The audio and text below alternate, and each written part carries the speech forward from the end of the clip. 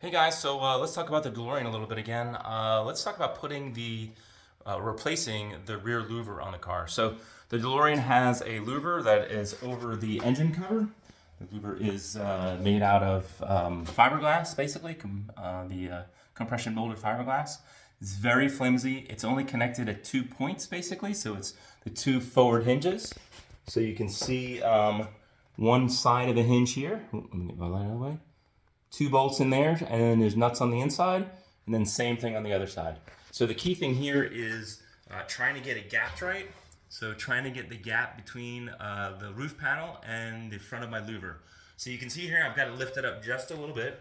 So basically I set it down on basically on the car, put a little bit of a strut here in the back, and that allows me to reach in and get the bolts through and get the nuts on the back side of the bolts. Let's see if you can see those in there.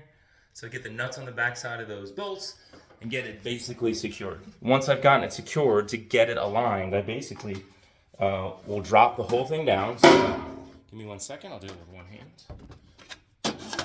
You'll see down there I've got a lot of different pieces of wood and metal. They're basically using different lengths to get the right height. So that short height is great. You're not stressing anything at that point. You've got it up just the right height. Then you set it back down.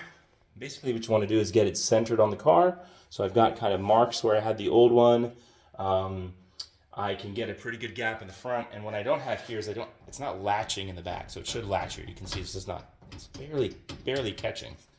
But when I had it set down, I then take basically an extension, long extension with a universal, and with two hands I can now reach into here, slide it in there, and tighten those four nuts down. So I tighten the four nuts, basically run it up and down, see if I've got good clearance. And what I'll do is now I've got a little bit of clearance in the front where the roof line is.